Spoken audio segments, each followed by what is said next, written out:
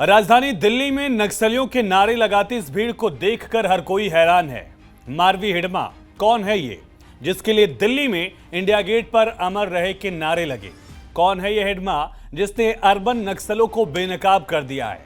कौन है आखिर ये हिडमा जिसके लिए हर घर से हिडमा निकलेगा का नारा दिल्ली में गूंजा?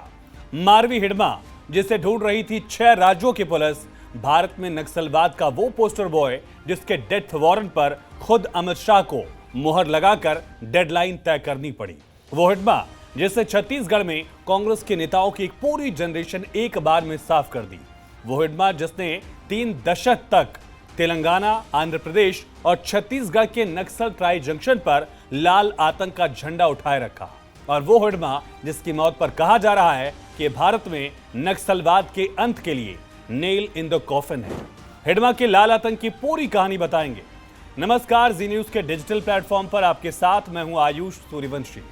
देश के सबसे खतरनाक नक्सल कमांडर मारवी हिडमा को 18 नवंबर को एनकाउंटर में मार दिया गया। उसकी पत्नी राजे और उसका बॉडीगार्ड देवा भी इस एनकाउंटर में ढेर किए गए।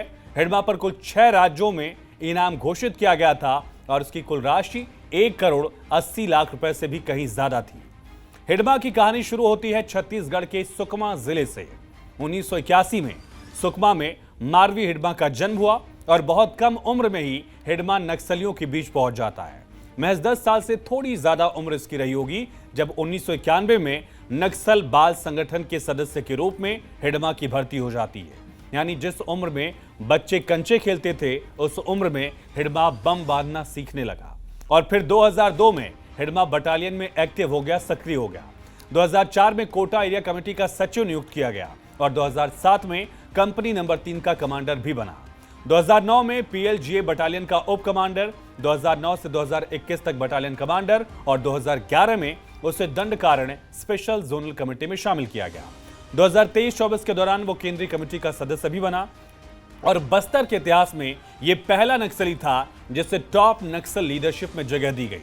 ये अलग अलग नाम जिम्मेदारी भले रही हो, लेकिन हिडमा की असल पहचान ये थी कि उसके साथ जो नक्सलियों की पूरी टुकड़ी रहा करती थी वो ऑटोमेटिक हथियारों से लैस रहते थे। जिस समय नक्सली 303 वाली वो लकड़ी वाली बंदूक लेकर चलते थे उस समय हिडमा कलाशनिकोव यानी कि AK-47 लेकर घूमता था। संगठन में हिडमा के कई और नाम थे, मसलन उससे साथी नक्सली हिडमालू, हिडमन्ना, संतोष, देवा, विलास, अनिल तमाम नामों से बुलाया करते थे।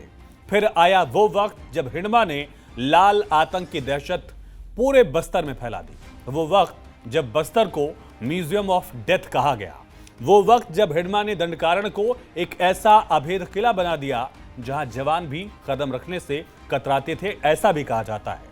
2005 से लेकर 2024 तक ऐसा 2 दशक जब हिडमा ने कई हमलों का नेतृत्व या तो किया या तो ऐसी साजिश रची जो भारत के सबसे खूनी नक्सली हमलों की लिस्ट में शामिल हो गए। 2005 का वक्त था जब हिडमा ने जंगल में गुरिल्ला युद्ध की रणनीति बना दी। एम्बुश लगाना, हथियार, ग्रेनेड ये सब बनाना, हथियार को रिपेयर करना, ऐसे तमाम काम उसने 2005 तक किए। लेकिन 2005 में इराबोर आईडी हमला हुआ और उसमें हिडमा का नाम पहली बार सामने आया। लेकिन सबसे खतरनाक था जब सलवा जुडूम का बदला लेने के लिए 2006 में एराबोर में हिडमा ने 220 मकानों को आग लगा दी। गूगल करिए एराबोर क्या था। 220 मकानों को आग लगा दी जगह और उसमें 33 ग्रामीण जिंदा जल गए। 8 महीने की एक छोटी सी मासूम को भी बख्शा नहीं इस हिडमा और इसके नक्सलियों ने। 2007 आते आते हिडमा का नाम दंडकारण्य कमेटी में बढ़ता चला गया और मार्च 2007 में ही उरपल मेटा इलाके में हमला होता है। सीआरपीएफ के 24 जवान शहीद हुए। यह हमला भी हिडमा की लीडरशिप में ही हुआ और 2007 तक नक्सलियों की रणनीति भी बदल गई थी। अब तक नक्सली क्या करते थे, बॉम्ब प्लांट किया, भाग गए। लेकिन हिडमा जब आया तो उसने माओवादियों को लैंडमाइन से बंदूक उठाने की तरफ अहम भूमिका निभाई कि वो कैसे रणनीति बदलें। 2009 में नीमागिरीला, ओरछा, नारायणपुर में आईडी विस्फोट हुए। लेकिन फिर आया भारत के लिए अब तक का सबसे काला दिन, 6 अप्रैल 2010 की वो तारीख जब पैरा मिलिट्री फोर्स पर हुआ देश का सबसे बड़ा नक्सली हमला। और इस हमले में सीआरपीएफ के 76 जवान शहीद हो गए। 76 जवानों की शहादत। नक्सलियों ने जवानों के हथियार और यहां तक कि वर्दी, उनके जूते तक लूट लिए। हिडमा इसका मास्टरमाइंड निकला। और फिर 2013 का वक्त आता है। 2013 का साल एक ऐसा हमला होता है जिससे छत्तीसगढ़ में कांग्रेस लीडरशिप को लगभग खत्म कर दिया। चुनावी साल था 2013 के आखिर में विधानसभा चुनाव होने थे और उससे पहले ही छत्तीसगढ़ में माहौल सियासी हो चुका था, चुनावी हो चुका था। तारीख थी 25 मई 2013। 25 मई के दिन कांग्रेस नेताओं का काफिला सुकमा से जगदलपुर जा रहा था। काफिले में 200 नेता सवार थे, तमाम बड़े नेता, प्रदेश अध्यक्ष से लेकर वो बड़े बड़े दिग्गज जो चुनाव लड़ने वाले थे, वो बड़े दिग्गज जो डॉक्टर रमन सिंह की तब की सरकार को चैलेंज कर रहे थे। और तभी अचानक काफिला बंद रास्ते की वजह से रुक जाता है। इससे पहले कि कोई कुछ समझ पाता, पेड़ों के पीछे छिपे 200 से ज्यादा नक्सली निकलते हैं, इस पूरे काफिले को घेर लेते हैं और ताबड़तोड़ फायरिंग करते हैं। 1.5 घंटे तक लगातार गोलियां बरसाई गई। नक्सलियों ने तब के कांग्रेस के प्रदेश अध्यक्ष नंद कुमार पटेल, उनके बेटे दिनेश पटेल की तुरंत हत्या कर दी। करीब 1.5 घंटे लगातार गोली बरसाते रहे और बस्तर टाइगर महेंद्र कर्मा को नक्सलियों ने गाड़ी से खींचा। उनके शरीर में 100 गोलियां मारी। सोचिए, 2 गोली 3 गोली से किसी एक शख्स की जान चली जाती है, कई बार 1 गोली में ही शख्स की जान चली जाती है, लेकिन नक्सली इतने खफा थे महेंद्र कर्मा से, बस्तर टाइगर से, कि 100 गोलियां उनके शरीर में उतार दी।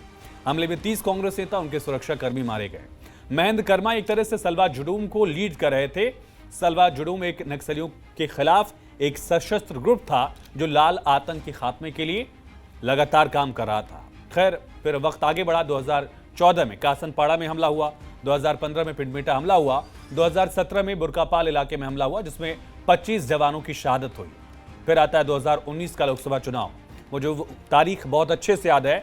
मध्य प्रदेश छत्तीसगढ़ के लिहाज से लोकसभा चुनाव पर मैं डिबेट कर रहा था। तभी खबर आती है कि बस्तर में तब इकलौते बीजेपी के विधायक थे भीमा मंडावी। भीमा मंडावी को हिडमा और कंपनी ने मार दिया, उनकी हत्या कर दी। ठीक इसी तरह से जैसे झीर में हुआ था, उनकी गाड़ी को रोका गया और उसके बाद उनकी जान ले ली गई। धमाका वहां पर दरअसल हुआ था। चुनाव के ठीक 1 दिन पहले ये पूरा मामला सामने आया। ये कोशिश इस वजह से की गई, उनकी हत्या इस वजह से की गई ताकि लोग डर जाएं और अगले दिन वोट देने न जाएं। हालांकि मतदान अच्छा हुआ, इसके बावजूद लोगों ने लोकतंत्र को चुना, लाल आतंक के खिलाफ वोट किया। फिर 2021 का साल आया, टेकुल गुड़ा का हमला जिसमें 22 जवान शहीद हुए। और फिर 2024 में धर्मावरम का कैंप का हमला। इन धमाकों में, इन हमलों में बड़ी संख्या में जवानों की शहादत हुई। वो जवान जो आमतौर पर गरीब घरों से आते हैं, वो जवान जो आमतौर पर मध्यम वर्गीय परिवारों से आते हैं। स्थानीय ग्रामीणों की भी जान गई, जो आसपास के लोग थे वो भी इसमें अपनी जान गंवाते चले गए नक्सलियों की वजह से। अब आप बताइए, ये हिडमा जो कथित लड़ाई लड़ रहा था वो जल जंगल जमीन की लड़ाई थी? अगर थी तो 200 घरों को आखिर आग क्यों लगवा दी गई? 8 महीने की उस छोटी सी मासूम बच्ची की क्या गलती थी? 250 से ज्यादा जवानों की शहादत हिडमा और हिडमा की प्लानिंग की वजह से हुई। इन जवानों की क्या गलती थी? 340 से ज्यादा परिवार तबाह हुए। उन मारे गए लोगों के परिवारों की क्या गलती थी? मासूमों का खून बहाना जंगल की लड़ाई कैसे कह दिया जाए? अब आपसे मैं पूछ रहा हूं कि हिडमा के समर्थन में नारेबाजी किसी भी कीमत पर सही हो सकती है क्या? दिल्ली में इंडिया गेट के सामने जिस तरह से हिडमा का समर्थन किया जा रहा है, हिडमा का मॉडल सोचिए, वहां पर जो समर्थन में उसके नारेबाजी कर रहे थे वो बीजापुर और नक्सलियों के इस मॉडल को देश में लागू करने की मांग कर रहे हैं। आप सोच सकते हैं कि नक्सलियों के लिहाज से, लाल आतंक के लिहाज से कितना खूंखार था ये हिडमा, जिसने इतने परिवारों को तबाह कर दिया। उसके समर्थन में जिंदाबाद के नारे, अमर रहे के नारे, हर घर से हिडमा निकलेगा का नारा, और साथ ही साथ उसका मॉडल देश में लागू करना, ये तमाम सवाल अपने आप में जवाब भी देते हैं। फिलहाल इस वीडियो में इतना ही। बाकी तमाम खबरों के लिए, अपडेट्स के लिए आप देखते रहिए जी न्यूज़।